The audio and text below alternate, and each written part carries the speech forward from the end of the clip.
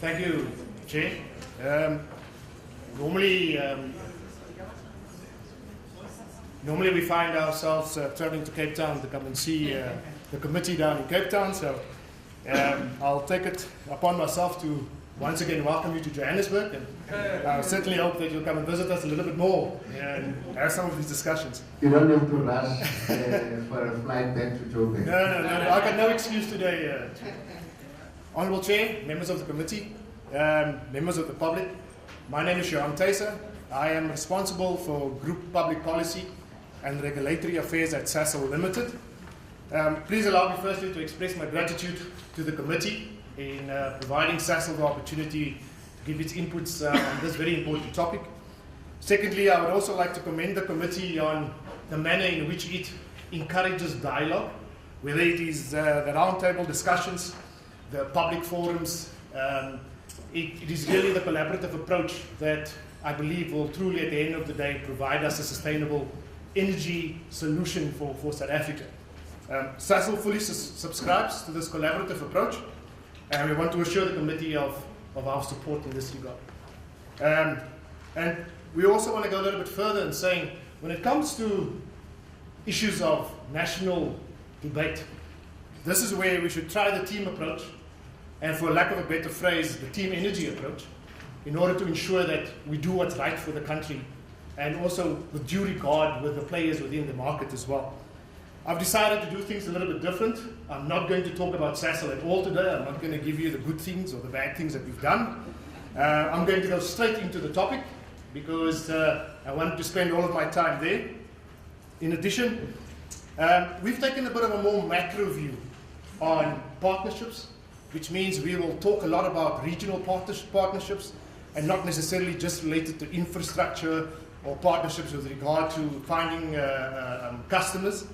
And also, I took the gamble in not providing too much context to what I'm saying, because I looked at the program and I saw 2 o'clock, and I was hoping that the other presenters would provide the context, and I think they've done really well, so it's a gamble that paid off. I just wish I was as lucky at Lotto that my wife would be more happy with me. So, going on to what I'm going to speak to the committee about, I would like to talk about 5 main themes. And the first one of the key messages we'd like to get through and to understand is that South Africa is only one of many on the continent that's vying for this upstream investment. We will show you what South Africa looks like with some of our countries in the region, and then give you an idea of how we measure. Secondly, the regional context we believe is very important, because here we believe, like a team energy approach, we should be looking at South Africa becoming a player in Team Energy Africa. And you will see as I speak and as I present where I'm going to with this. More importantly, on the third point of upstream being risky, this is not just particular to South Africa. This is a characteristic of the sector that we find ourselves in. What is important, however, is that South Africa needs to differentiate itself by doing certain things that will make it more attractive for investment for the upstream. We are in an early stage, and we will speak to that as well, and what we believe that's an opportunity for us. Lastly, and not least, policy must be contextualized, clear, coherent, and reasonable, creating investment certainty, and I know Chair has spoken about it and referred to it many times today. And the only point we'll be making is saying that when you look at policy, understand that energy transcends a number of areas and a number of government departments that's involved in ensuring that once we formulate policy, that it takes all of those things into account. Moving swiftly along, if you look at this map, in terms of South Africa, let's see where we rank with some of the countries on the continent. You'll see the total amount of reserves, and by my own admission, this is a little bit of an old table. It does come from the Oil and Gas Journal, and it's at reserves at 1 January 2012. If you look at Africa as a total, we're looking at 4,264 BCM of known reserves with a demand of only 100 BCM. On the other hand, if you look at South Africa, which is the green one, we have no reserves at that particular date, with a demand of 4 BCM. If we go a little bit further into the region, and here I've just pulled out Namibia, Mozambique, Angola, and Tanzania, they have reserves of just over 500 BCM, with a total demand of 1.6 BCM. Now that is not even 0.5% of the total reserves that is available within the region immediately. To put this into perspective, this means enough reserves for over 5 GTL facilities, such as the one that we have in Qatar, or 5 Kusilis. What this means, we can only imagine if people put their heads together as a region, energy security, not just for South Africa, but for the region as a whole. And I don't have to speak about energy or supply security for that matter. To remain in this picture, on the countries I've mentioned, you'll recall that I said is that we are a little bit handicapped. Because if you look at these countries I've just mentioned, they have a few things that we don't have. Number one, proven reserves, a history of success in exploration, some understanding of the geological structures, policy that has been tested time and time again, and infrastructure that assists with that exploration. Now, if you take South Africa and you put them next to it and you try and tick those boxes, we will fall short on some of, and probably most of those. What's important? These are some of the aspects that an investor will consider when they decide whether they must invest in the upstream in a particular country. We must therefore ensure, and the message I've given earlier, that we remain attractive to investors above these things that other countries in the region are already one ahead of us. Now, remaining on the topic of regional integration, Sasol firmly believes that South Africa must focus on developing its own resources. But we must not lose sight of the region. The price, in our mind, is big enough to be shared. What am I saying? I'm saying South Africa's demand of 4 BCM at 1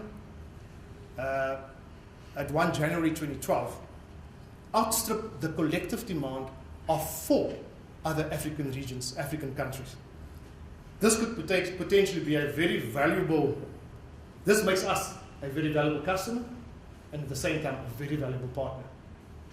Because we've got the demand, those countries need to be able to offset their product, get their product into the market. So we are not advocating in any way that we focus solely on regional integration. We are advocating that we focus on both.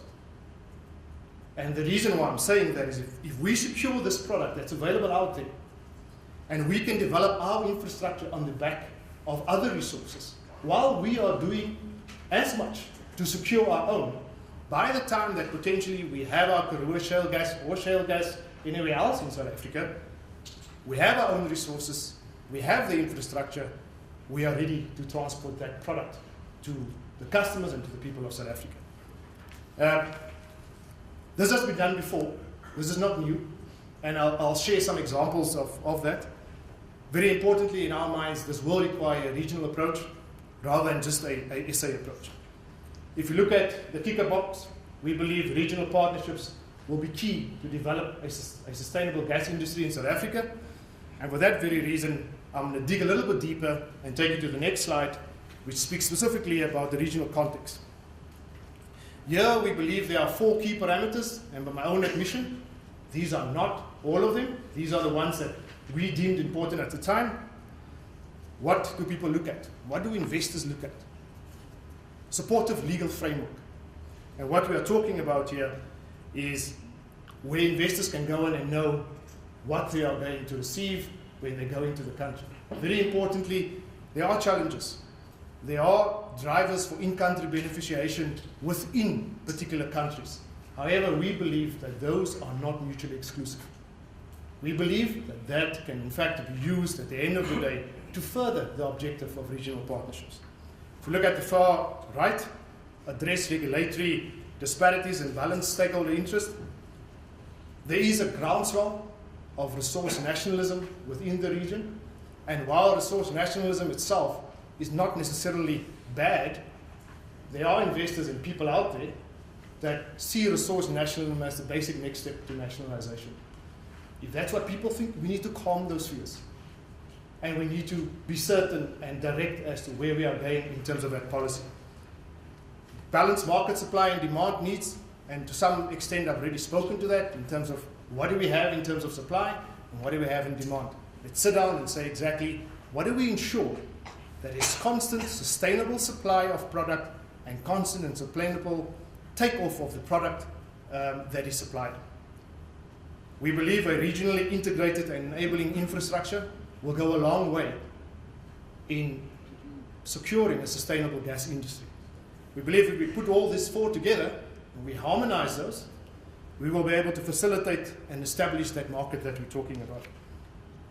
Now, of key importance for us, what does this mean? It means that we would have to look at developing a sustainable regional gas master plan. That speaks to all of those fears, concerns, challenges. That will have to, at the end of the day, address infrastructure development, human capital development. How do you make sure there's returns to the fiscus and gas use in the integrated energy plan of the region? Now, many presenters have already discussed this today, and this may not be that we bring in pipeline gas. It may be LNG, it may be something else. But it's important that we understand there's a critical volume required to ensure that you have, as some people have called it, an anchor client or a base load for that matter. Sovereign guarantees for committed capital. That is one of the biggest financial issues when it comes to ensuring at the end of the day that an investor will in fact commit his capital in a particular country or in a particular region. And here we have to ensure that there's legal recourse, political stability, and security of tenure. What we are really advocating, as I've said earlier, is instead of just a South African energy charter, to look at a regional energy charter that is subscribed to by all sovereign participants.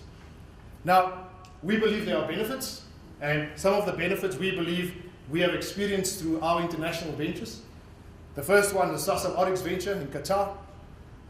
We believe that, so by the way, the first GTLs outside of South Africa flying the RSA flag, so we're very proud of that. And that provided a monetization option to Qatar. The Sasol Canada venture, shale gas. Without that particular partnership that we've had, or that we have, Sasol would not have been able to gain some of the shale gas technical experience that it potentially has today. The Sasol Mozambique venture, and I'll actually speak about that a little bit later, so I'm not going to go into too much detail. The Sasol PetroSA JV on the upstream. And the key benefit that we've seen that has emanated from this is in fact shared risk and capital cost, a skills transfer from one to the other, sharing of expertise and infrastructure development. Now, I want to focus on one particular area, which is of course the shared risk and capital cost. And I want to share the following slide with you. Using upstream exploration and appraisal phase as an example, and comparing this to the cost of mining. If you look at mining, during the exploration and appraisal phase, you are spending potentially $5 million with a 60% chance of success. If you're in the upstream, you are looking at spending an offshore well, $150 million, which is way past 1.5 billion rand today, looking at the exchange rate, with only a 10% chance of success. Let me point out, as I've said earlier, these risks are not specific just to South Africa. These are in risk that is out there, and the only way that we as a country can differentiate ourselves is to in fact putting policy and infrastructure and support in place that says we are open for business. That I don't have the answer to today to say exactly what it is.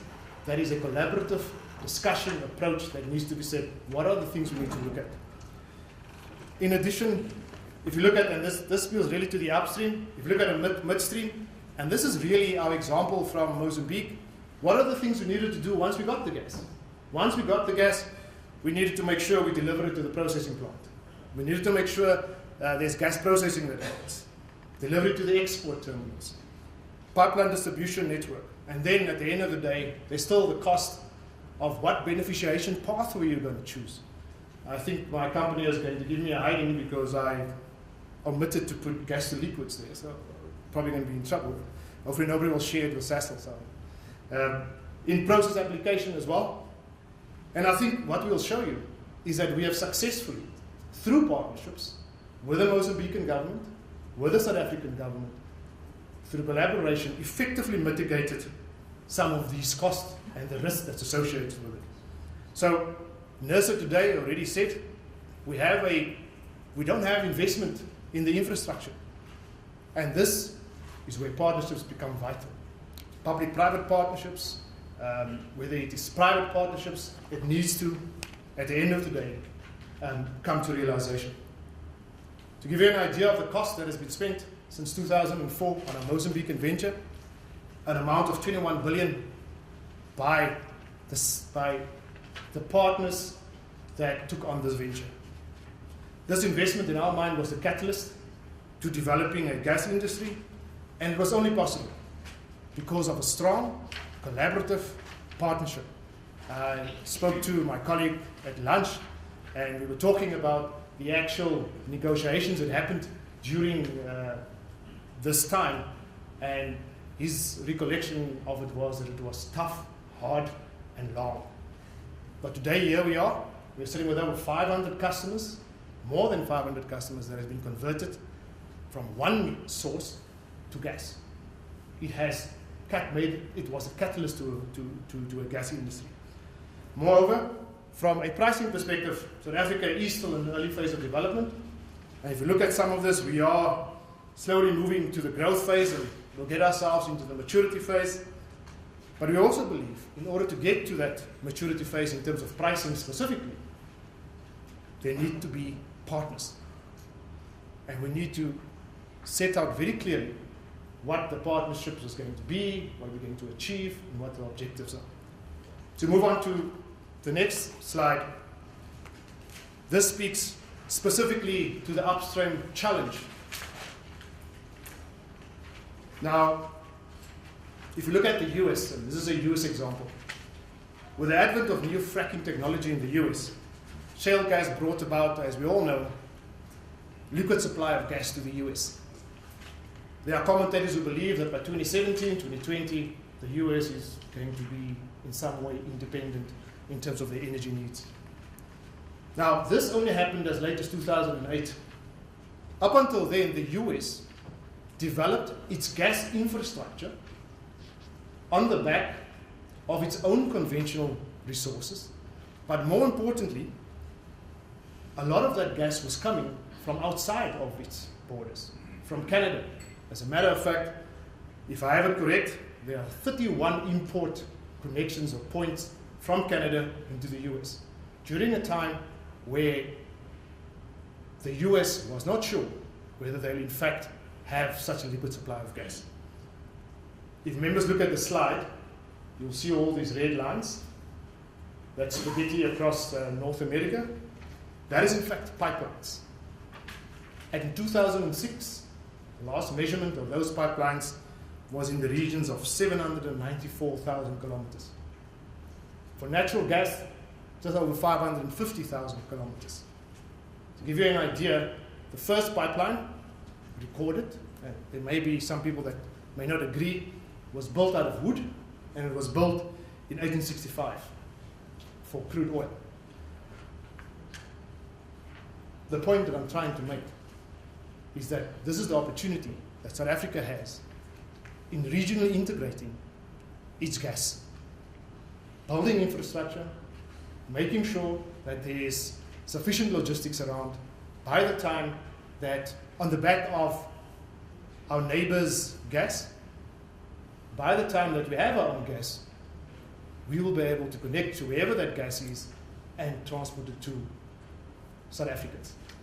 Even if the gas is never found. South Africa needs to make a decision. Are we going to diversify our energy mix more than where it's at today, where over 70% comes from coal, or is that where we're going to stay?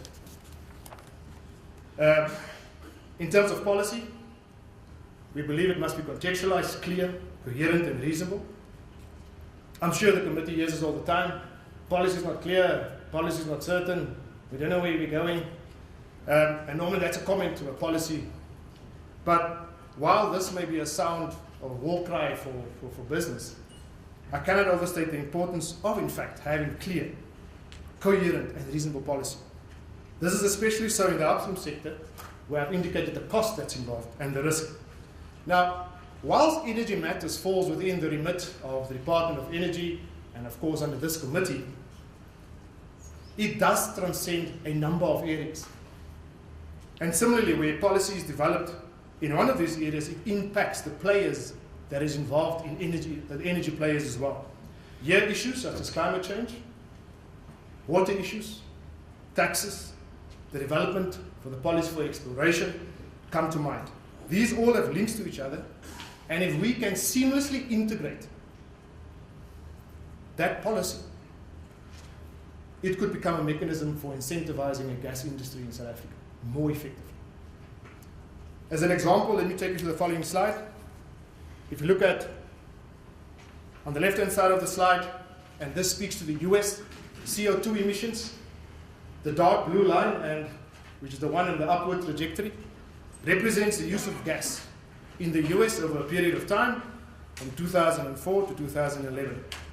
The lighter blue line going downwards shows the use of coal in the US at the same time. We can see that these starts going in the opposite direction around 2007. If I now turn your attention to the graph on the right-hand side of the slide, this line represents the measurement of carbon emissions over the same period of time. One can see that there's a marked drop in emissions from just around the time that gas demand took off. This is by no means a coincidence, but a real alternative to reduce our CO2 footprint. In South Africa and at our facilities, because of the introduction of Mozambique gas into Secunda, we managed to reduce our CO2 footprint by 10 million tons per annum.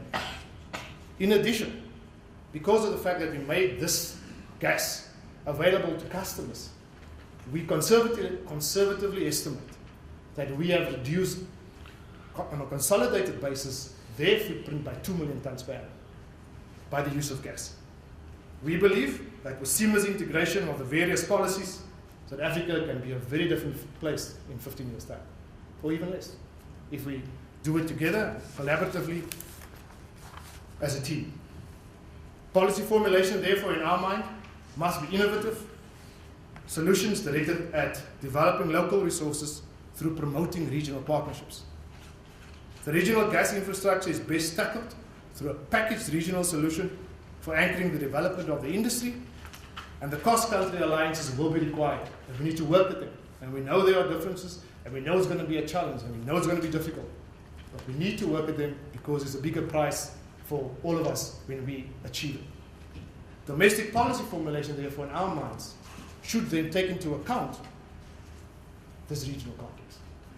In conclusion, Honourable Committee, transforming the gas industry in our mind through partnerships is not maybe, it's not, should be. From a SASA perspective, we must start now. We must use those regional partnerships, create a more conducive investment climate, harmonize those policies, address transparency of governance and administrative processes, build a politically stable landscape. Commitment of all partners to the long-term view. Maybe a room like this, where we sit together and we say, where is SA Inc. going? Where's Team SA, where's Team Energy going? What do we want to achieve? The regulators, government, resource owners, financiers, affected communities. And in that way, we have a common vision, same as espoused within the National Development Plan, in order to be able to give us a clear goal as to what we want to achieve. So for us, strong collaborative partnerships are vital to transform and sustain the gas industry. I thank you for your time, and I hope that this was in some way enlightening. Honourable Chair and honourable members of the committee and ladies and gentlemen, first of all, let me thank you on behalf of Springlight Gas that we also afforded an opportunity today to come present our views to you along with the other stakeholders in the industry. And let me also immediately perhaps just apologize on behalf of the executive team of Springlight Gas that they couldn't be here today. I was asked to step in on their behalf. As you've said, Chair, I'm merely a consultant delivering the message to you today. Perhaps by way of introduction, let me, for those of you ladies and gentlemen that might not be familiar with the company, Springlight Gas is a BEE trader of piped gas to industrial customers in KwaZulu-Natal. They were founded in 2002 and they source their gas from Sasol Gas Limited. The commentary in our presentation and also in the document that we submitted to you is obviously made from with the objective of sharing Springlight Gas's experience in the gas industry, and specifically made from the perspective of a BEE trader of piped gas. Briefly, what I want to do today is we want to briefly talk about our vision for the gas industry, and then we want to talk about the nature and importance of gas traders. We want to talk about the key industrial development challenges for the gas industry, and then some appropriate policy responses to help us transform this industry and take it into the future along the lines that we've already discussed today. Basically, the vision that Springlight Gas has, and that I think is shared with many of those that spoke today, is it's our view and our dream for the future that we're talking about an industry where there will be the introduction of substantial new gas supplies into this economy from a greater number of independent gas sources that will also be controlled by a greater number of suppliers or traders, including BEE entrants, that are not ultimately dependent on one or two primary gas suppliers. And also, we would like to see an industry that makes gas available to a greater number of regional markets in South Africa. Currently, as you know, we basically have gas in the greater Gauteng area and KZN, and obviously the vision is to have it available in much greater areas in South Africa. As we've also already heard today, it's unlikely that we will achieve most of this vision unless we have very specific concerted policy intervention to help bring this about. Before we get to that though, let's just quickly talk about the nature of gas traders and the importance of gas traders in the gas delivery value stream. Gas traders are not mere middlemen that buy and sell gas and add a margin. They actually add substantial value to the whole gas system. They play an important role in aggregating demand in the market and provide security of demand to gas to the ultimate gas suppliers. The aggregation of demand involves unearthing new demand, often from consumers that currently use different energy sources, and also attracting additional energy consumption investments. It entails careful selection of customers, profile by location, their demand profile, their size, ramp up, timing of offtake, and so forth. It means assessing customers' creditworthiness, their long-term business prospects, and other market dynamics.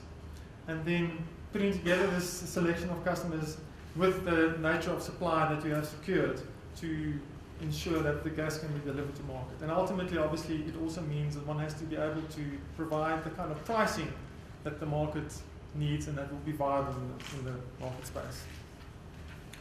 Traders incur substantial risks. They obviously have the risks that their customers would default on take-or-pay agreements or default on their payments. They're also liable if the gas producers fail to provide the required gas or the quality of gas that they need, or if the transmission and distribution companies fail to provide the required services. So they really have a risk coming from both sides. They stand in the middle of this and put together a package that makes the whole thing work. It's important to recognize that trading is actually one of the few areas in the gas value stream that is relatively easily accessible for new emerging BEE players. The gas industry, as you already heard, is an immensely capital-intensive business, which obviously creates high barriers to entry. Trading is one of the areas where new players can enter and grow and develop to become substantial players in the industry. Overall, given what we've said about traders, we believe that they are fundamental to transforming the gas industry, and it is therefore important that we incentivize and create the right environment for traders to grow and flourish in the gas industry. Right, let's talk a bit about what as the key policy challenges that we see the gas industry and its future development faces. And I'm very pleased to hear today that we're very much on the same page as many of the previous speakers today. Firstly, we think the industry is being hampered by a chicken and egg problem. Basically, as we know, we need greater investment in Southern African exploration, field development, pipeline infrastructure, and so forth to bring gas to the market. On the other hand, this investment, usually massive investment and risky investment, is not going to happen unless we have a secure market to use the gas. And hence the chicken and egg problem. Industrial investments to realize that this demand will not be forthcoming without confidence of the availability of reliable and affordable supplies. So which of these should happen first? How do we crack this problem? Furthermore, additional policy challenges are that we are of the view that the current institutional and regulatory model that we have in the industry today is not conducive for the second stage of gas industry development as outlined in our vision and as we've been discussing today. Currently, the model is one of monopoly and vertical integration. All resellers in the market are forced to buy gas from Sasol Gas, a supplier themselves who competes with its customers in the same market, with its trading customers. So we are swing out gas buyers from Sasol Gas, but they also have to compete with them in the same market. And currently, this is the only viable source of gas in South Africa. This obviously severely hampers SLG's ability to compete and to compete in the market. And we think that this current arrangement will frustrate the policy objective of growing the gas market and of increasing competition, including interfuel competition.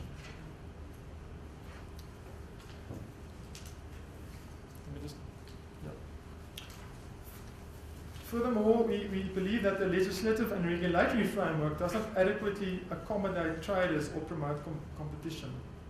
The Gas Act defines a term called eligibility, which means that certain customers, large customers, are allowed to buy gas directly from, or have the right to buy gas directly from the gas suppliers without the intervention of a distribution company. The Act does not contemplate traders as eligible customers. In other words, traders have to buy from Sasol Gas. They can't go to the actual source of the gas and buy gas for there. This limits competition. Furthermore, regulation is excessively focused on conventional price controls rather than improving competition and therefore the prospect of greater investment by resolving the structural problems in the gas industry. So, how do we solve the first problem, the chicken and egg problem, the problem of interdependence between investing in the gas fields and the infrastructure on the one hand, and in securing the investment in the gas demand on the other hand? Well, principally, there are two ways of doing it. The one is the vertical integration model, which is the Sasol model, which, as we know, has worked successfully up till now. This model has been very successful in opening up the Mozambican gas fields and bringing gas to South Africa. However, the question is whether the anti-competitive effects of this model will hamper the second, much larger growth stage that we want for our country. The alternative is one of concerted policy intervention to address this interdependence chicken and egg problem. Here, again, we want to make some points, many of which have actually already been made, and which we're very pleased to hear that other stakeholders have similar views.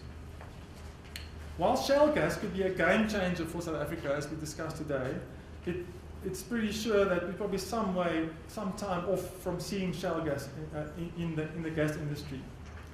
And the question then arises, what do we do in the meantime?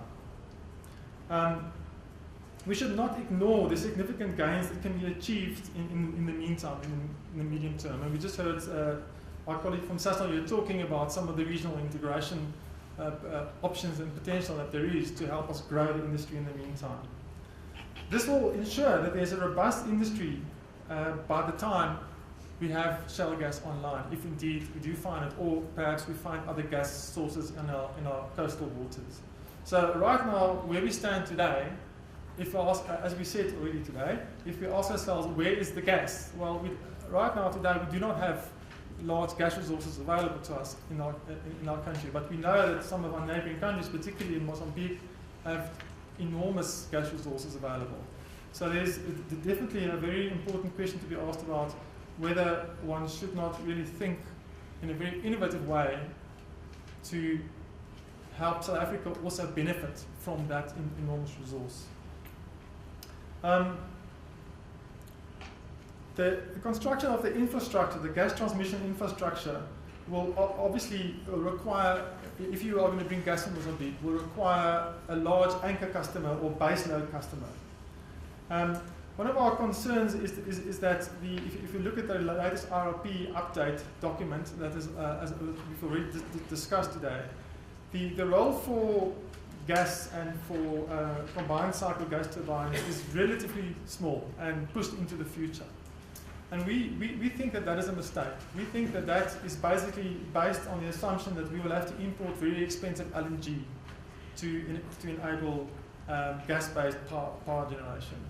However, we think given the enormous potential value for our economy of growing our gas industry sooner rather than later, and also for our neighbors in the region, we think that it's time to look out of the box and explore options such as building a large transmission line from the north, from the Ravuna Basin, and establishing the required baseload power generation capacity in South Africa. From the reports in the press, we've seen this last week or two, we're talking about something like 5,000 megawatts of baseload combined cycle gas turbine capacity, perhaps spread over more than one site. If one looks at some of the numbers, which I have looked at briefly, it's clear that it's potentially possible to generate power, gas-based combined cycle power, cheaper than what we can do it from Eskom coal-fired power stations. So this is potentially a real opportunity for South Africa. It will require the kind of regional partnerships that my colleague before me spoke about, and it will certainly require huge policy intervention from government to make this happen. And lastly on this point, I think the key for the future of the gas industry lies in the IRP, the 2010 IRP update. We think that if some revisions are made to the IRP to place greater urgency on the future of gas and the need for gas in the power sector, it could be transformative for our gas industry in the next 5 years. That was the chicken and egg problem that we spoke about. Let's talk a little bit about resolving some of the institutional and regulatory problems. The first is that we need to address, on the medium term, we need to alleviate the impact of some of the vertical integration and monopoly issues in our sector. Firstly, we need to give greater effect to the principle of eligibility, especially for traders. Traders should have the right to access the actual original source of gas and to buy it from the source rather than buying it from another trader. Furthermore, vertically integrated players with production or import activities as well as transmission and distribution activities should not be able to participate in retail and trading. We've already heard some other comments today about de-integrating the vertical integration that we have in the system. The time is going to come where we need to separate out the different steps in the value stream to ensure that we have a level playing field and that we have effective competition. Whether this requires disinvestment or very strict regulatory rules, that remains to be seen. Also, we need to ensure and enforce open access to pipeline infrastructure. And also, there are currently some rules that govern the supply of gas in Section 22 of the Gas Act. However, those rules will need to be expanded to improve the effectiveness of competition in the market. The principles that we would like to see include things like that gas should be made available to the market on a non-discriminatory and arm's-length basis to all players. An obligation to supply all reasonable requests for gas should be placed on suppliers, obviously within the constraints of technical and economic viability. All requests for gas supply should be dealt with expeditiously, and there should be transparency regarding the amount of gas available for supply to the market as a whole. That's currently a significant issue in our markets, and it would help tremendously if all players knew exactly how much gas there is and that there would be equal and transparent access to that gas. Any non-fulfillment of a request for supply must be communicated to customers with written reasons, again, so that there is transparency. Disputes arising out of these rules should be adjudicated by an independent third party.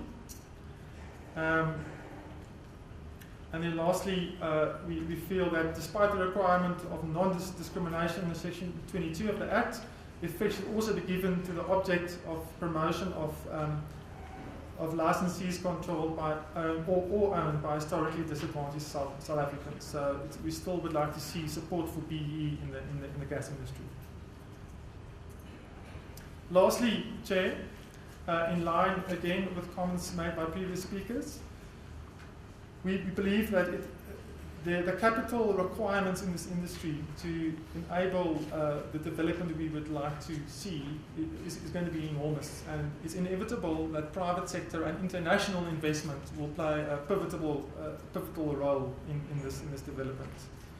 And so therefore there's a large responsibility on policymakers and legislators to provide the investor-friendly environment that we need to enable this to happen.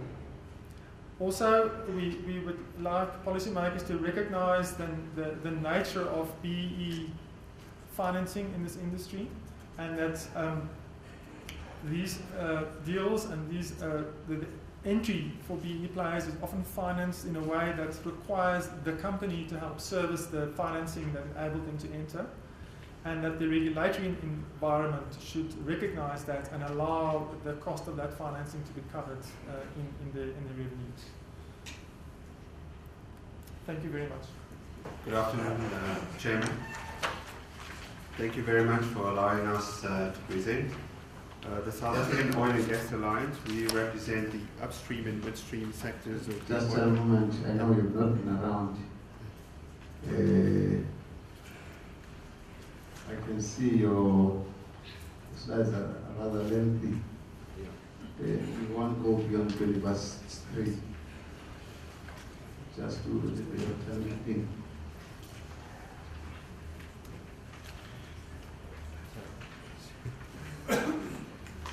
Yeah, I won't take more than my allotted time.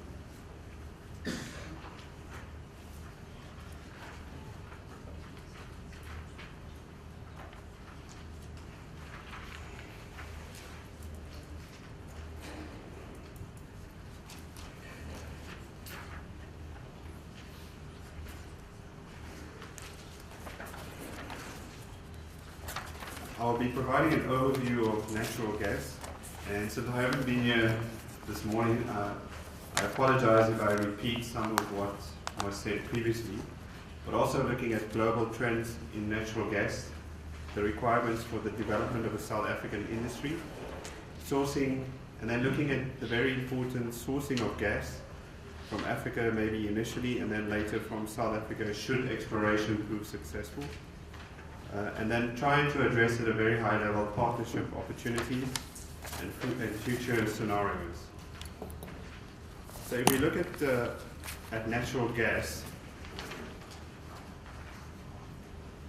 it's important to talk about natural gas liquids and try to understand ethane, propane, butane, and natural gasolines, which serve as valuable feedstock for production of petrochemicals. Cooling the natural gas results in LNG. Environmentally, natural gas is 30% less, emits 30% less CO2 than petroleum and 45% less CO2 than burning coal.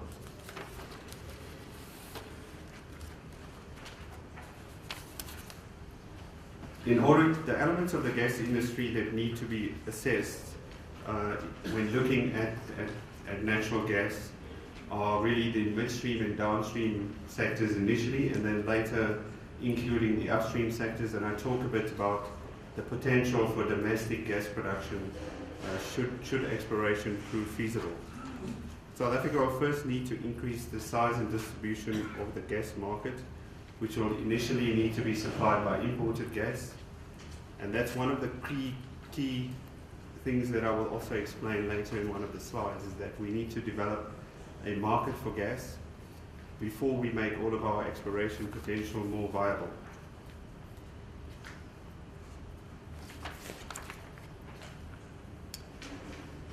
It's also important to try and understand the timelines for LNG or for natural gas, and what we could have is a situation where we could be importing LNG in 3 to 4 years to build and expand the market. And then if we start looking at the specific elements like offshore exploration, which is the current exploration activity off the coast of South Africa, we're looking at about 5 to 7 years before we'll know whether we have potential for gas. And onshore, which is shale gas, we're looking at about 7 to 10 years before we'll know whether we have potential. And then if we look at the midstream sector, we currently have some gas pipelines. We have the Mozambique pipeline, which is operational, and we have we could put a coastal import terminal up in 3 to 4 years, and should shale gas be viable, we can have shale gas pipeline network in 7 to 12 years. So the time frames are also important, because to understand gas, you have to have a long-term view as part of the energy mix in South Africa.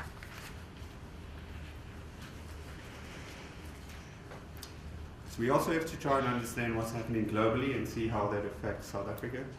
Globally, natural gas is finding its place at the heart of the energy discussion. There are abundant supplies of natural gas, and many of these supplies can be developed and produced at a relatively low cost. Globally, shale gas development over the past decade has increased the assessment of resources producible at modest cost. The role of natural gas is likely to expand, and its relative importance is likely to increase further. New technologies continue to make natural gas more attractive as a source of energy. And in terms of the technologies, gas-to-liquids technology, which allows the large-scale transportation of natural gas, really advances the case for gas as part of our energy mix. And also floating, what they call floating liquefied natural gas, which is technology that allows what we call stranded gas reserves, which exist far from markets, to be transported to potential markets.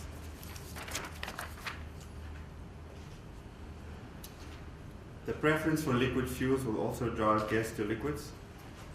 The abundance of natural gas resources coupled with infrastructure constraints will drive the development of gas to liquids technology that converts natural gas from low-priced dry gas to high-priced end products like diesel.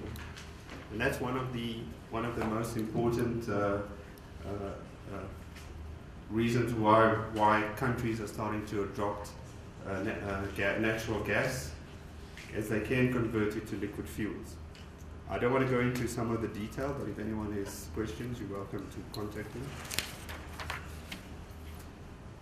Again, floating liquefied natural gas projects arise from the need to monetize associated gas in deepwater oil fields, and also provide the ability to tap offshore stranded gas. Floating LNG is appealing in politically unstable nations where unrest may pose a threat to LNG infrastructure. And floating LNG was until recently just theoretical, and now it's a reality as the first plant is being built in Korea, operated by Shell and built by Samsung Heavy Industries. So LNG and floating LNG really transformed the gas industry, and that has an effect on pricing, which I discussed in a later slide. If we look at global trends in natural gas, Demand is forecast to grow significantly, and it will remain an important part of the energy mix. On average, globally, natural gas is forecast to grow from about 21% to 23%, so roughly a quarter of the energy mix of the world will come from gas. And that will make South Africa out of step with the rest of the world. And later I'll also just give you speak about that. Demand from powered industry is forecast to grow at 1.8% and 2% to 2035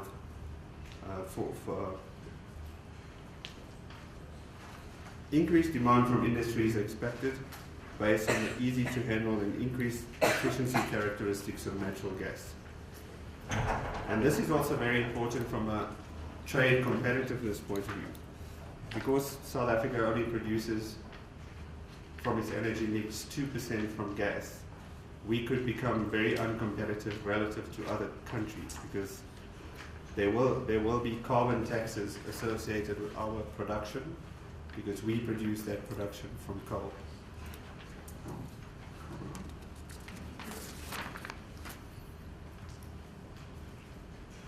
Sorry, I forgot to move some of the slides.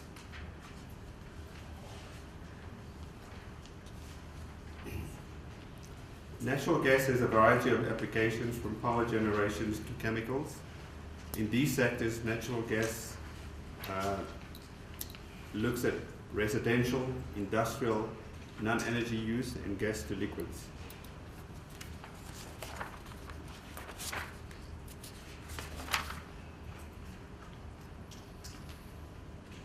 Electricity from natural gas is projected to grow at an annual rate of 2.4% to 2035. And this is also very important for the South African energy discussion. Gas-fired plants are generally quicker and less expensive to build per kilowatt than coal or nuclear plants, but have a higher operating costs. Gas-fired power stations are less polluting in comparison with coal, so gas is expected to be increasingly used for power generation to meet CO2 emission targets. Electricity production from natural gas is expected to grow 83% to 2035. So all of these technological, environmental, and regulatory advantages support the preference for natural gas for electricity generation, and they could also be very effectively used to fill the gap from other renewable energies which don't have as high or don't have as a stable supply as you get from coal or natural gas.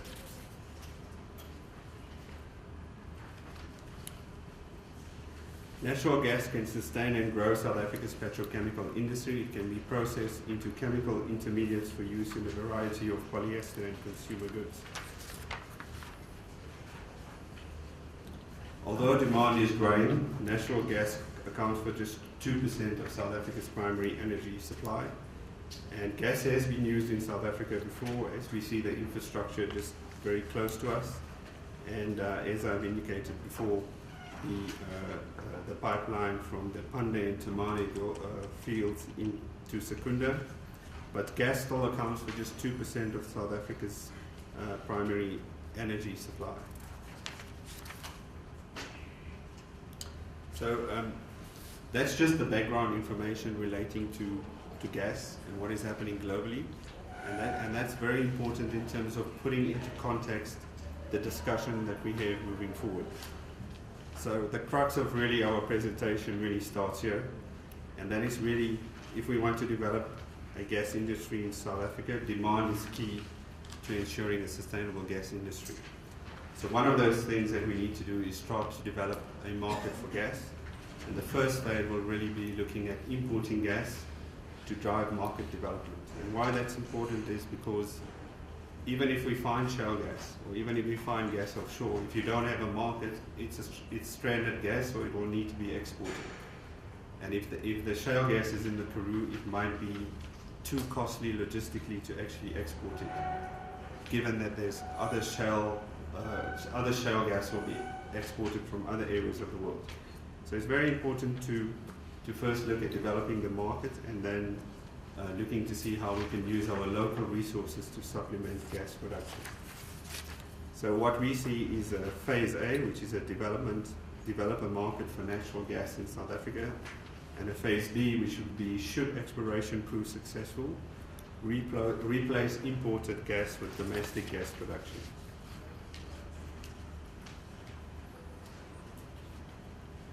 So we'll first have an imported LNG value chain, which is based on natural gas which is produced in other areas, which is liquefied and then brought, regassed in South Africa for distribution within the country.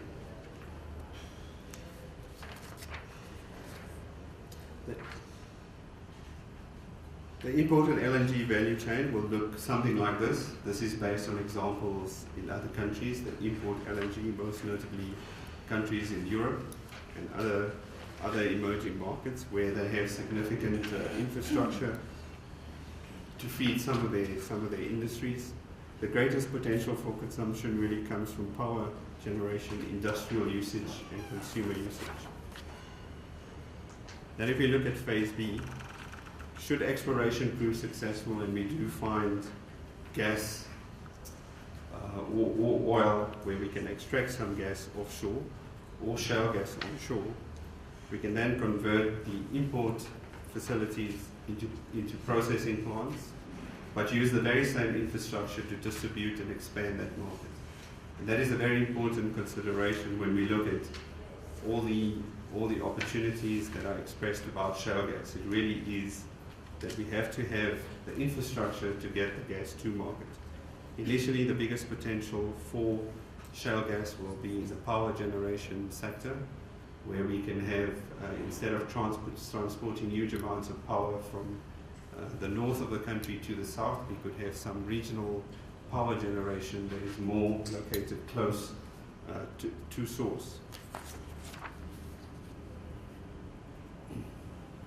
So one of the other questions is for phase A, when we import gas, where would we get it from? And there are quite a few opportunities in sub-Saharan Africa to import gas. And due to shale gas, the US is expected to become an exporter of gas by 2020, and they've already started to reduce their gas imports from West Africa.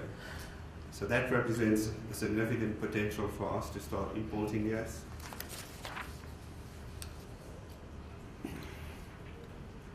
The next slide just gives an indication of current reserves and production for Africa. Africa is still very low relative to the rest of the world in terms of gas production and reserves and oil production and reserves. But Africa's size is significant, and it has many countries and many jurisdictions. So in many areas, it really is a frontier area for oil and gas. And so we expect significant developments in terms of increasing reserves and resources. Those numbers do not include the recent finds in Mozambique and Tanzania and Kenya for gas, because those have not been declared as proved reserves yet. Then if we look at South Africa's onshore potential, if we look at the numbers, South Africa is ranked 100 for gas reserves. And for unconventional gas, remember these numbers are not verified numbers, and that's why I've called them potential. For coal bed methane, we would be 20 to 30 TCF, or trillion cubic feet, and that would put us 12. For shale gas, we are 390 trillion cubic feet, and that's according to the Energy Information Agency. But the Petroleum Agency of South Africa likes to talk about 30 trillion cubic feet.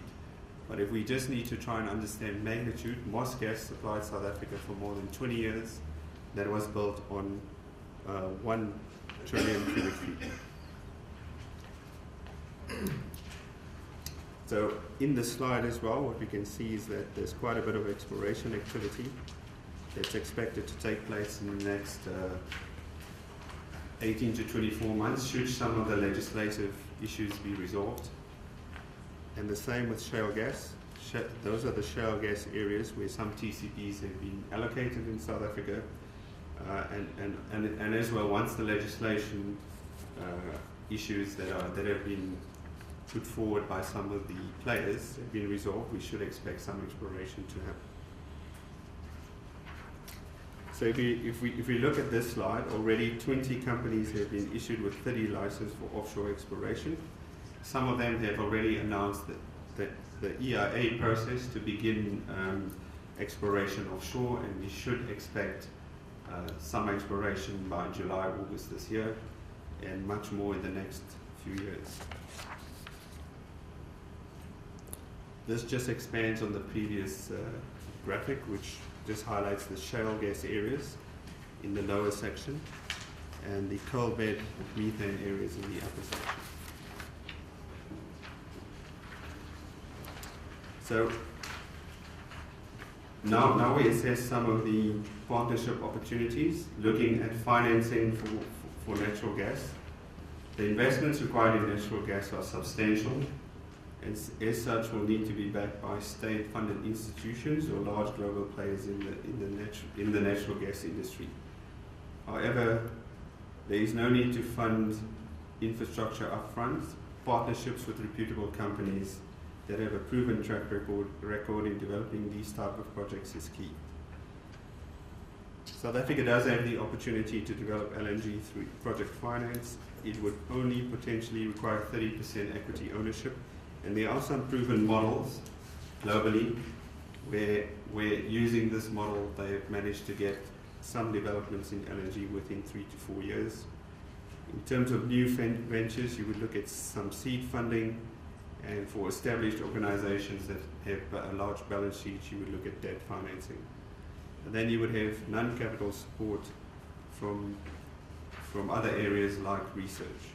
And in the long term, this could be funded through stock exchange funding. And then the crux of the presentation is then to say, now that we've understood and analyzed the value chain, to say where would we look at the partnership opportunities, focusing on procurement, technology, research and development, and skills potential partnerships in the value chain.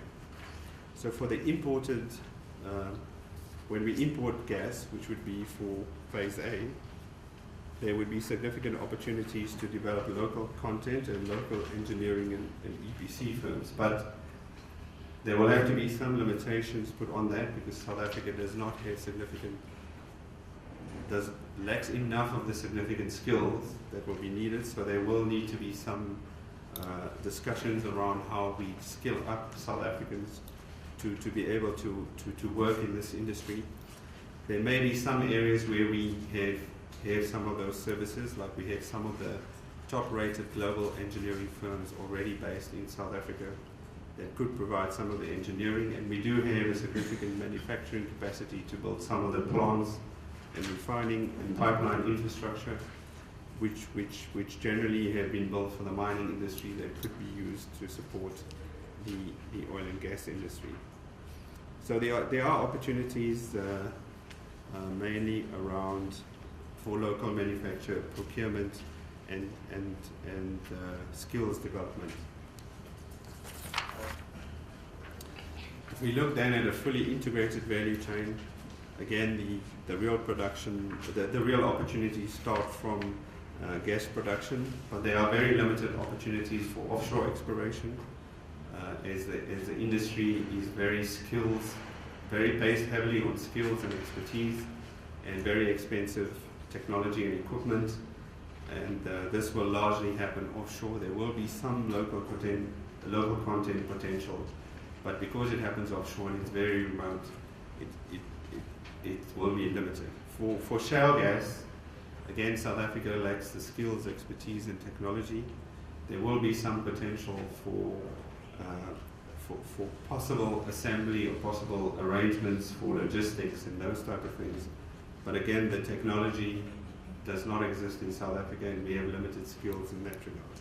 So for those two areas, there will be limited opportunities. So that says that if we look at the fully integrated value chain, that the opportunities really arise from the point when you actually discover gas and you start developing those gas resources for both shale gas and offshore. It's very important to also understand gas pricing. Current natural gas prices are set regionally, However, long-haul and LNG and long-haul pipelines will lead to regional price convergence. Just to give you a very good example, the gas prices in the United States average $4 per MBCM, and in Japan they pay $12 for that same gas. So, and we get the gas from the Pande and Tamane fields at just over $4, but Mozambique exports some of that gas closer to $12. So there's a lot of divergence in pricing across different markets, but that's changing. And globally, because you have LNG in the United States coming on stream, and other countries develop LNG, and the dynamics of the gas market change, we're starting to see more convergence in terms of pricing. Although natural gas prices are still regional, one of the most interesting global developments is that they are now starting to interact together because of liquid natural gas. LNG creates an influential link between the regions and is therefore affecting pipeline gas prices. So the real crux of what's happening now in gas markets is the convergence between regions. And these last two slides represent just hypothetical scenarios in terms of what could potentially happen in Africa. We currently see that, and I had the opportunity to travel extensively through Africa, and I was last week in Ghana, so I can report back that there's quite a bit of activity that's going to happen in West Africa in the next few years. And I've also been to Tanzania, so I can say safely that there's a lot of activity that's going to happen in East Africa. So the current activity is really focused mainly around South Africa and Nigeria and Angola. South Africa mainly on downstream consumption, and Nigeria and Angola on upstream production. But as Africa develops, and Africa is also a market of 1 billion people with 150 million in the middle class and growing rapidly in most sub-Saharan African countries, and that will change the dynamics for gas in Africa and in South Africa. And my final slide just overlays those two maps onto each other to just give a scenario of what oil and gas could potentially look like in sub-Saharan Africa, recognizing Africa as an export market and also as a domestic consumer market. Thank you very much.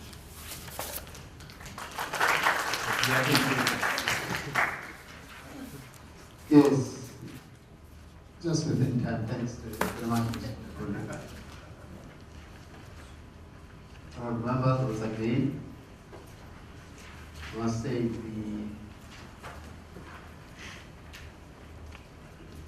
the last three presentations came with their own areas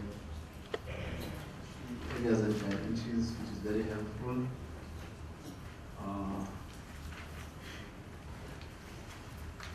Although we came in late, some of this may have been raised, but what's helpful is that you reinforced issues which were raised in our absence, which obviously, as part of the GAC, would make us seriously consider. Amongst them is the sort of the convergence between regions.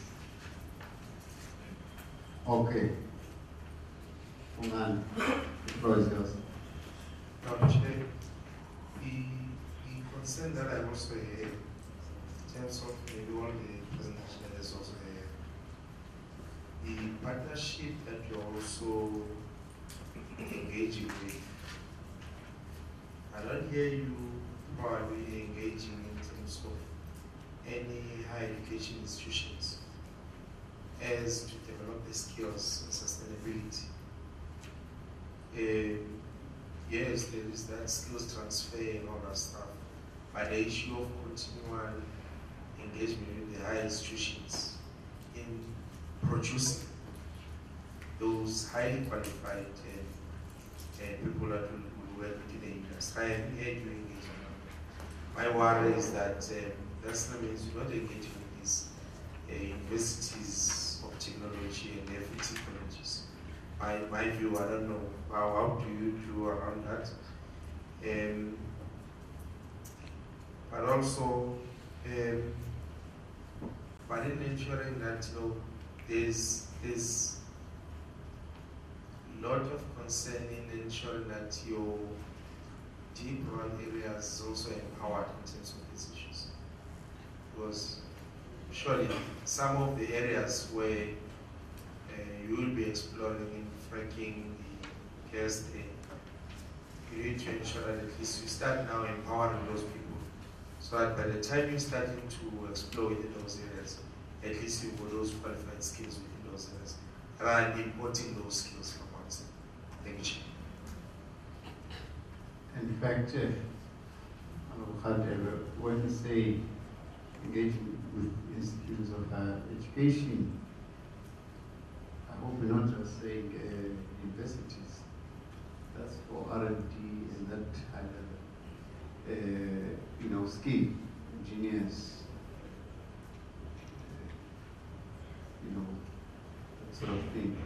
But also remember, once you start construction at the maintenance level, you then need the FET layer, the technicians.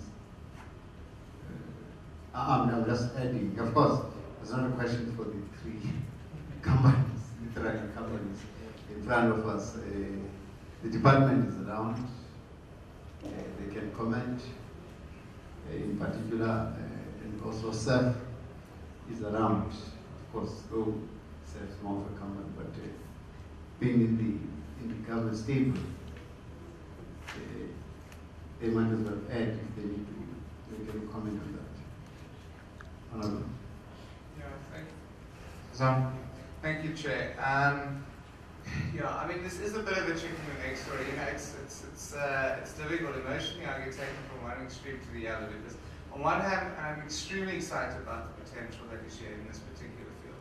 On the other hand, I feel like there's so many things that need to happen for this potential to actually be realized, and at the moment we don't seem to be moving in that direction. And I think the key to unlocking this, as you have mentioned, is also around the IRP. And I think what the IRP has said is that they only allocating a certain amount, I think it's about 3,400 megawatts in terms of gas. They see that that's the potential. And their figures are based on the fact that they believe that imported gas is only useful for peaking power. That it's not useful for base load or mid-merit power.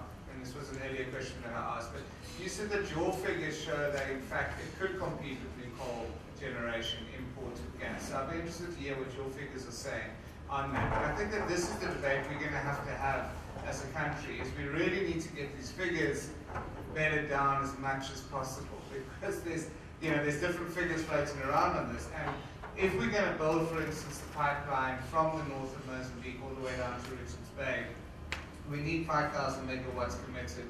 We need the IRP to then say that in fact this is the direction we're going to go in, but then we also need to be assured that this is price competitive in terms of electricity. So I think that this debate is critical, and I know it's influenced by a number of variables.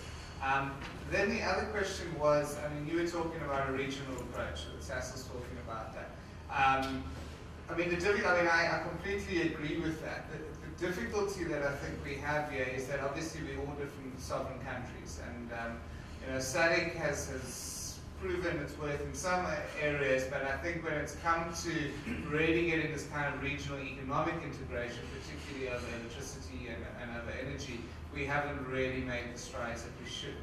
How do you think that this kind of approach should go forward? I mean, is this government's responsibility now to start to initiate these discussions with these countries and to formulate this kind of regional energy plan? Should we do this in conjunction with companies like Sasol and other companies that are looking at this? How do we go about in terms of making this a reality? Because at the moment it seems to exist at a kind of rhetorical level, this regional energy integration, but we need a real kind of map as to how we are actually going to bed this down and get it to become some kind of reality, and each player needs to be identified as to what role they need to play in terms of doing that. So I'm interested in your thoughts. Thank you very much. And Kawazela, you might as well help a little bit on that. I'm glad you provoked that. Of course, I know you from my previous work. all politics around regional integration, both focused and narrow, but also, you know, at a broader level. It's good that, you know, some of the presenters have provoked it, but I'm sure the department in particular can be handy enough to reinforce that, even at this sort of initial stages. Thanks, Jay. Good afternoon. Yeah, very interesting issues were raised here today, and specifically around the collaborative issues on, or collaborative exploring on regional outcomes in the gas industry. And I want to really stress the same question that Honourable Fredin asked, is really around how is this made possible, given that we are all very different and we come from very different regions and different ways of doing things. And then from your perspective and given the concerns raised around the need for enabling clear legislation, it came through from most presentations, clear legislation and policy needs, and apart from the price control, what other role can or should the regulator play to sustain the gas industry's transformation fundamentals? I'm saying this in your perspective. And then again, talking about upskilling of communities, what is it that we do to unlock and upskill communities in the various aspects of the infrastructure development and the ongoing maintenance? Because those are long-term, well, medium and long-term plans, but what is the thinking around it right now? And then again, I asked this before, what is the true cost analysis? Has it been done? And again, this is from your personal perspectives or from your company perspectives. And what is the impact and potential benefits to South Africa? Thanks. Thank you, Chairperson. Thank you for the presentation, but somehow, I fail to understand what's really going to happen here. I want to know on your page is not numbered, but it's on the chickens or eggs unlocking the independent program. I just want, I didn't hear quite correctly what you were saying. While shale gas could be a game changer, it is some way off and subject to uncertainty and long-term strategy. Does that mean we cannot have a breakthrough quite soon with shale gas? And if you could just go through that page again, I didn't get it quite clear.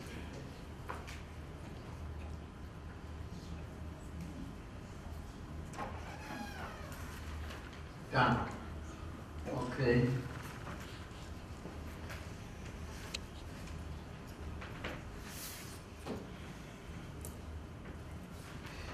You know, some of these presenters have provoked something. That's really quite provocative. What percentage does LPG constitute in the gas industry? Liquefied petroleum gas. That's not for you only, but anyone who can help. Just a guesstimate. There's no exact figure. Springline gas, Steve. For all your sins, you said something very profound. Transparency. Why are you raising transparency? My question is loaded, because once you answer, I've got another one waiting for you. But I'll just tell why are you emphatic about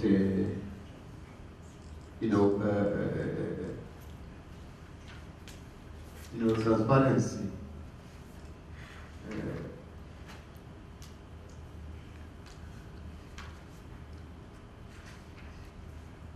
Sasol,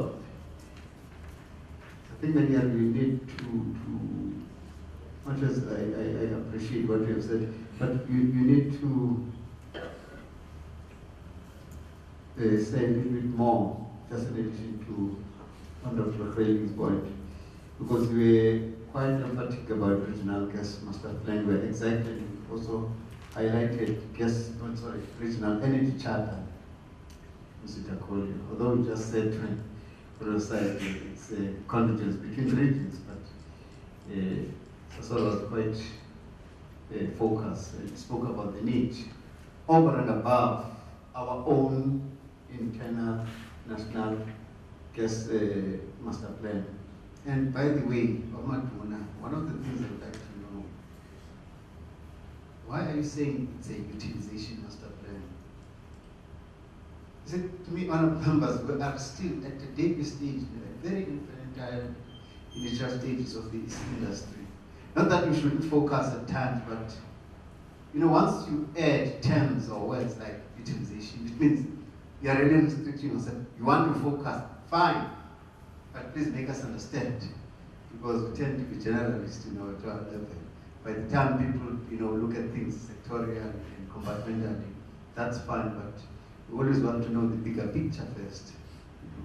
If you could help us on that.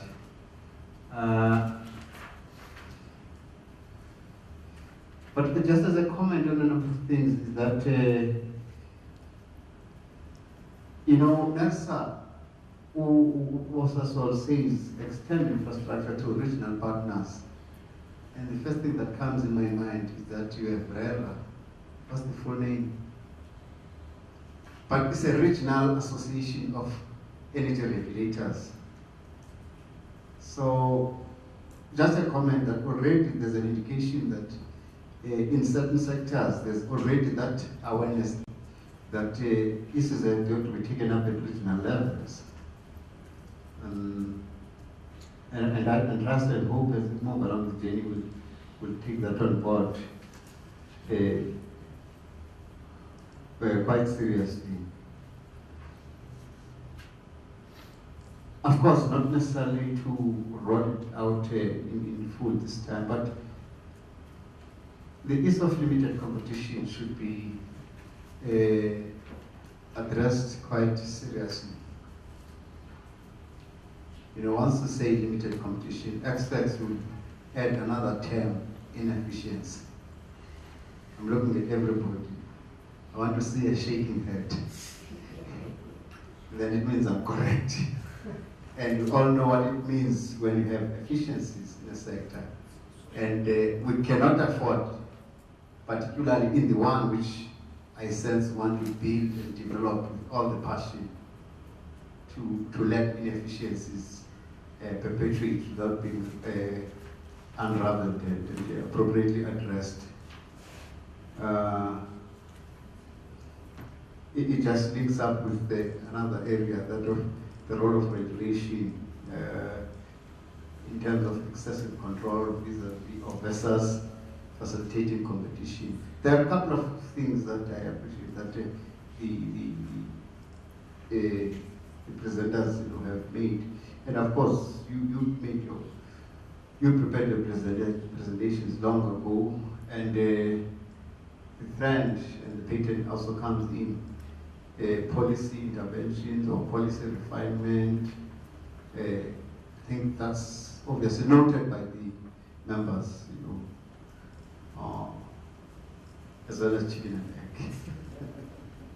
Anyway, gentlemen, the floor is yours. You could respond to questions and also any other comments.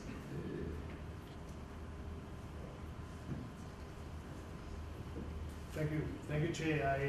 I see my colleague next to me is looking for some time to prepare his answers, so I'll go first. I think there were two questions, I think, from the Honourable Radebe and Honourable Greyden, relating specifically to skills development, and yourself as well, in terms of what do we do with higher learning institutions.